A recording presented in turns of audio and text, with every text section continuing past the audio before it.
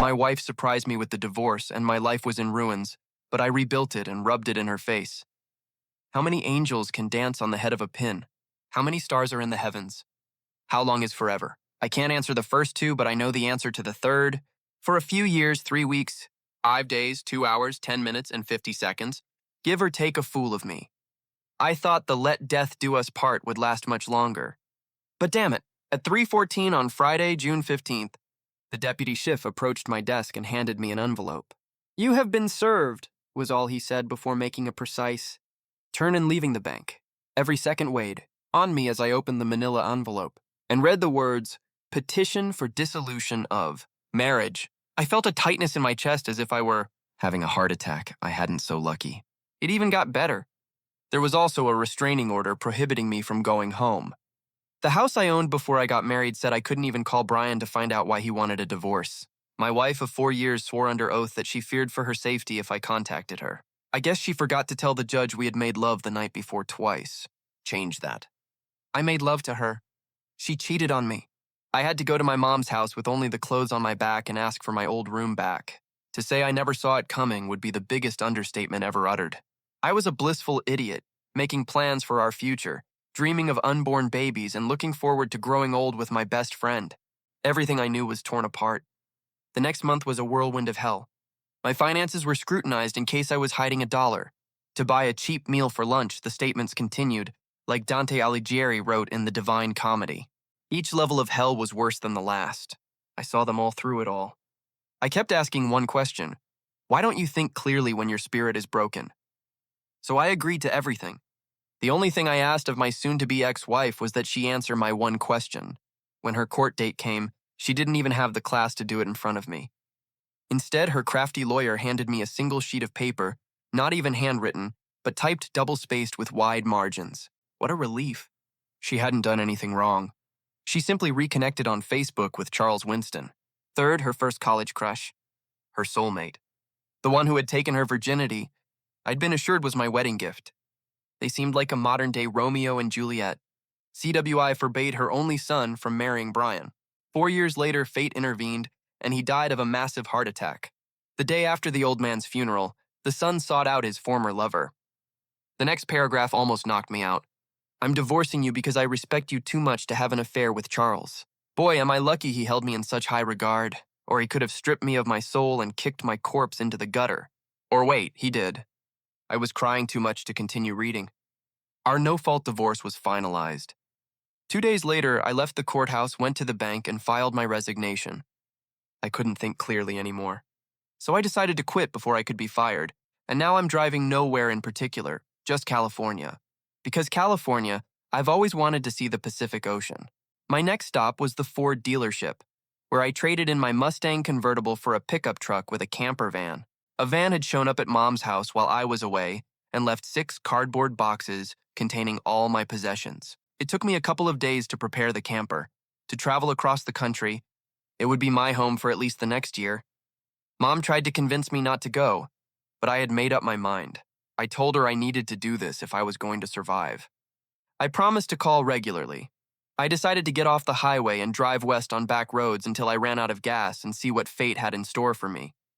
My plan was to find an easy job, something that required more physical effort than mental effort, and to stay in each place for no more than 2 weeks. I arrived at a small town just as the sun was setting. The only thing open on the main street was a rundown bar that served food. I noticed a handwritten sign in the window, "Help Wanted," while sipping on a cold beer. I spoke to the bartender, the owner, about work. I told him I was just passing through but looking to earn a few dollars for gas. He looked at me nervously before saying, "A hard day's work for minimum wage. You get your lunch and dinner, and any tips that come your way, you pay for your own beer." I replied, "Do you have a place where I can park my camper? I'm your man, right outside in the back on the gravel. Then put on this apron and start bussing tables." And so I began my new career. On the 7th day of my odyssey, I met a woman maybe 10 years older than me, but she wasn't bad at all. That night I had sex with only the second woman in my life. It felt good, very well, true to my word. I left after 2 weeks. The owner handed me an envelope with my payment and said, "You have a job whenever you want it." Over the next few months, I worked at 12 different diners and dive bars and knew a dozen different women who listened to my story and wanted to cheer me up. Then I ran into an unexpected obstacle. Winter in the Rocky Mountains. The snow was falling so thickly I could barely see the road. When I reached a town with no name in Colorado, due to the lack of traffic, it seemed like everyone with a shred of common sense was huddled in bed waiting out the storm. The only lights I saw were those of the police station. I parked in front of it and explained to the people that I needed a place to park until the roads were clear. The person was kind and told me I could park in their lot. He even made a call to the restaurant across the street so I could get something to eat. The owner was an older woman who spoke with an Italian accent. She looked me up and down. "My grandson says you're looking to ride out the storm in a can in the back of your pickup. You seem like a good boy. I have a cot in the storage room that will be much more comfortable." I thanked her as I devoured one of the best meals I'd ever eaten the next morning. I was woken up before the sun rose by the sounds of Mrs. Villano cooking. I looked out the window. All I could see was snow. As I was getting dressed, I noticed a pile of several dozen cans of paint stacked against the wall. After exchanging "good morning," I asked about the paint. My late husband, may God rest his soul, bought them about 10 years ago. The fool never painted anything in his life. I replied, "I worked to pay my way through college by painting houses, and I'd be happy to trade my job for it. Your kitchen was a deal one that changed the course of my life. I would paint the entire restaurant. I would work to cover room and board. I would also help in the kitchen to prepare dinner every evening. I stopped painting, washed, and put on an apron to learn these secrets of authentic Italian cooking. Spent the next 5 mornings on a ladder washing the patterned grommet ceiling, then painting a base color and accent color made the ceiling look worthy of the Sistine Chapel Peter that looks so beautiful. You are an artist. The next day the face were open and the customers began to come in without exception, their heads turned back as they admired. My effort also several young women approached to admire the painter, and soon I had a full social calendar. I didn't paint much in the next few days since Mrs. Villano's waitress never showed up. Let's make sure Brian's letter before bed note that I didn't say anything before falling asleep that had been eluding me. The next morning I was woken by the crowing of a real rooster. Later I learned that Mrs. Villano woke the rooster during the break between lunch and dinner. I stood beside her and learned her secrets. Mrs. Villano loved to sing, especially Italian love songs. Soon she had me harmonizing. She also decided to teach me how to speak Italian while cooking. I was a quick learner, and soon we were conversing in her native language. Well, maybe conversing was a bit of an exaggeration, but I was absorbing everything she said. She was the most patient woman I'd ever met. The lessons kept coming. In the spring, we planted an herb garden. In the fall, I learned how to make wine and can produce. I broke my rule and stayed for 18 months. Learning to cook like a master and speak like her, I also finished painting on a warm spring day and told Mrs. Villano it was time to move on. She smiled and said she understood. They gave me a farewell party worthy of a victorious general. Mrs. Villano gave me several gifts, including a hand-copied recipe book and a case of homemade wine. After giving me one last hug, she handed me an envelope with a name and address. "When you arrive in San Francisco, go see my cousin Anthony. Tell him you're the son I always wanted." I decided to do a little sightseeing and took the tourist route to the coast. I even earned a few dollars in Reno, the smallest but largest city in the world, and I spit in the Grand Canyon. 4 weeks later, I was having lunch at Fisherman's Wharf. The next morning, I showed up at the address on the envelope. It was a very nice Italian restaurant nestled in the center of 24 other very nice Italian restaurants. It seemed like Nahil was the mother mine for Italian food lovers. The neighborhood smelled like heaven. The restaurant was closed, so I knocked on the door. A short, bald man dressed all in white poked his head out of the kitchen and yelled, "We're not open." I knocked again. This time he opened the door. "What do you want?" I handed him the envelope. "It was about time you arrived," then he yelled. In Italian, "Hey boss, that guy who knows everything is here." Tony looked at the note, then burst out laughing. Evidently, they didn't know I understood Italian as you read the letter aloud. "That crazy cousin of mine says I should give my kitchen to this stranger and let him cook." His staff roared and made some very unfavorable comments about how a man who looks like white bread thinks you can cook like one of us. I decided not to reveal it. Tony noticed the large cardboard box and 2 bags of shopping carts very full on the floor next to me. "What do you have there, chef? You're moving." The employees made fun of me in Italian. A gift from Mrs. Villano. I opened the box and showed him 4 bottles of homemade wine. Tony ordered a glass and uncorked one of the bottles. He poured enough to taste, then refilled the glass and took a sip. Who did this? The bottle was passed around and everyone got to taste the wine. "Mrs. Villano taught me last year if you can cook as well as you make wine, Maybe I'll keep you close. Tony called his daughters over and they introduced me to Gina and Mari, the two most perfect twins, strikingly beautiful and jet black hair I could imagine. I stammered, "Nice to meet you." Mari smiled and said, "Nice to meet you too." Gina, on the other hand, gave me a wicked look and said, "So this is the legendary chef from Colorado." I heard someone behind me laugh and declare, "Then I'll be with you." Legend, hey, a legend. This was followed by a wall of laughter. Thus I was anointed with my nickname. Tony announced in Italian. Well, let's see what the legend can cook. I may be crazy, but I trust my cousin. Tonight, San Francisco will be your judge. Gina was looking at me with hatred. You understood every word she said. My smile had given me away. She began to berate me in Italian until I defended myself in her native language. The kitchen staff watched us in amazement as we argued face to face. Tony finally separated us, saying, "Keep my bags for me, they were full of herbs and spices." I said a quick prayer and greeted my staff for the rest of the night. We spoke Italian.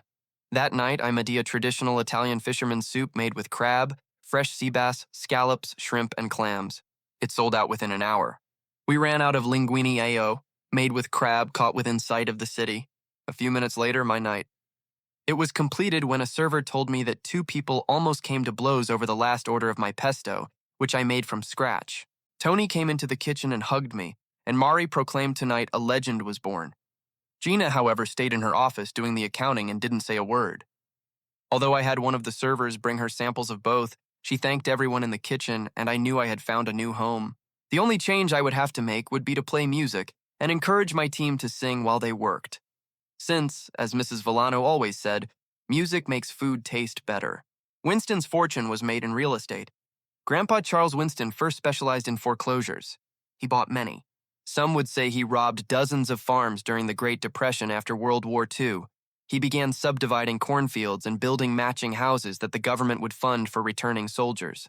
He had a set of plans, and each house, apart from the color of the shingles and the shutters, was a clone of all the others. Old Charles Winston, I don't call me Jor, he followed the family tradition and bought options on several farms surrounding the town when things were bad during the recession in the early 1970s. He sat quietly on them until the late 1980s, when the real estate market became hot. Construction trailers were followed by model homes and the money started flowing. And Brian didn't waste any time getting married. Their honeymoon in a tropical paradise didn't turn out as the brochure promised. When they were struck down by an intestinal parasite, the resort disclaimed all responsibility, saying they hadn't heeded its warnings not to eat food from vendors who they were walking along the beach. Upon their return, the guy surely called a meeting and announced that he was changing the direction of the company. My father had his day, but the time for being conservative has long passed, effective immediately. We're becoming more aggressive. I want them to go out and shake the bushes to find farmers who are looking to sell. Notably, CW3 lacked the entrepreneurial talent and vision of his father. He was a narcissistic egomaniac who thought he knew more than everyone else, and now no one could stop him. He began buying farmland outright at historically high prices. When the housing bubble burst in 2007, he had leveraged everything he owned. The Great Recession strangled the economy. People stopped buying new homes where everyone saw problems and backed away. CW3 imagined opportunities and borrowed even more money to buy out his largest competitor. He now owned over 500 vacant acres and more than 50 homes under construction. The only thing he didn't have were clients. He tried every trick he could think of to move inventory without success. Soon the mail piled up with liens from unpaid contractors. Nervous banks saw the value of their collateral plummet and called their notes demanding full payment. The third party was confident he could weather the storm and liquidated everything, including the modest stock portfolio he inherited. He even canceled his insurance policies. His last attempt was to raid his mother's safety deposit box for every piece of jewelry, but it wasn't enough to buy his creditors even a month of respite on the day his house was to be repossessed. He poured himself a glass of scotch. He took his father's best 12-gauge shotgun from the gun cabinet and blew himself up. His coffin didn't open at the wake. Brian found him minutes before a bailiff arrived to serving him the eviction papers was, she thought, the worst day of her life. Unfortunately, many more were ahead when her late husband's posthumous tax bill came to light. You promised you'd replace Dad. My sister's wedding date was approaching and she demanded I keep my word. I wanted to go to her wedding, but there was a problem. My ex, Brian, was the groom's cousin and would be there with his mother. I hadn't seen her in over 5 years, and I'd rather keep it that way for the rest of my life. However, my sister was relentless and finally wore down my resolve, and so plans were made for me to take a weekend off to fly to Chicago. I'd been working out at a health club, and I had to admit, I looked pretty good in a tuxedo. The limo driver and the bridesmaids were outside the church, no doubt wondering if the brother I would really make an appearance after 5 years. I could hear the organ playing. As I walked out, my dates followed me. Gina and Marie, the two incredibly beautiful twins, wore designer dresses that fit them perfectly.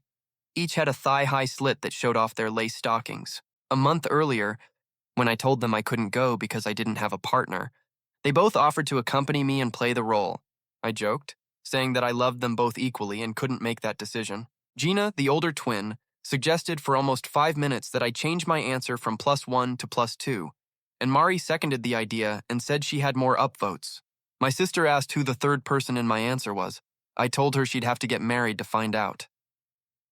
The bridal party watched in astonishment as he carried a beautiful woman on each arm and escorted them to the bride's family pew. The expression on Mom's face was priceless. Damn, they looked incredible! More than one person must have suffered whiplash as their heads turned to see the absent brother walking down the aisle. Cameras flashed from almost every pew. A group of high school friends clapped and whistled as we passed. I saw Brian sitting with his mother. Time had not been his friend, and he had gained at least 30 pounds. He had a confused expression on his pale face. Both of my dates kissed me before I returned to my escort duties. I ran into my sister at the altar and told her how beautiful she looked. She laughed and said, "You're an idiot. No one could top that entrance." We began the procession as the organ played the wedding march. Dad had another request for me to give. The toast before dinner. I've never felt comfortable speaking in public, but I agreed to say a few words. I tried to scribble down some thoughts, but I wasn't having much success when I noticed an elderly couple sitting alone at the groom's table. I discovered they were the groom's grandparents, who had flown in from Italy just for the occasion. I also learned they didn't speak a word of English. I was nervous and tried to ignore them, but they looked so perfect, sitting together, smiling at a room full of strangers, speaking a language that inspired me. 100 scenarios flashed through my mind, most of which involved putting a spotlight on Brian and asking him to explain what he meant when he swore, "Till death do us part." Instead, I took the high road and in flawless Italian, asked the elderly couple to stand. I greeted them with hugs and asked the crowd to toast the patriarch and matriarch of a big family now united with mine after a long applause. Brad announced, "Wendy, please join me up here." The room fell silent, wondering what I was up to. I asked each of you to extend your right hand. At our father's deathbed, he had my sister place her hands in mine. Then he wrapped his own around both of ours. With what little strength he had left, he squeezed and said, "I'm sorry I won't be there to share the rest of your life. So I'm passing my responsibility to your brother, Peter. You will be Wendy's best friend. He will be her teacher and protector. Don't fail me tonight. I entrust this sacred trust to your husband. I bind your soul to Wendy's. Now you are one. You are her best friend, her teacher, and her protector. Don't fail me." The crowd roared its approval. Everyone except Brienne, who was sobbing uncontrollably. Her mother tried in vain to comfort her after dinner. A quartet began to play a medley of mediocre songs. The music wasn't bad, but the group lacked a strong vocal leader. Gina and Mari grabbed my arms and led me to the other side of the dance floor, where they released the microphone. Gina dismissed the guitarist and drummer immediately and challenged the keyboardist to keep up with us. Then she announced, "Ladies and gentlemen, straight from a 3-year engagement in San Francisco, meet the legend." The banquet hall went wild. We had a lot of experience singing together at the restaurant, and we spent the next 2 hours soothing my sister and her new husband with love songs. Gina and Maria harmonized like angels. We even got the groom's grandfather to stand up to lead the tarantella, while the groom graced the dance floor with his grandmother. When we finally took a break, my ex-mother-in-law approached me. "Peter, may I have a moment, please?" "Good morning." "Evening, Mrs. Bennington.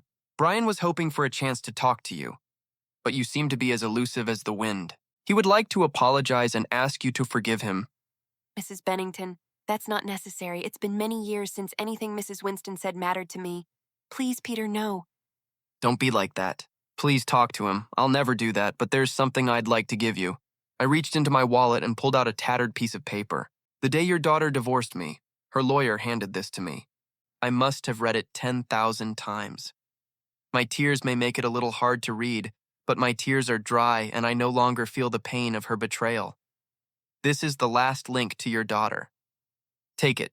It's yours now, with her permission. My appointments are waiting for me. I turned and never looked back.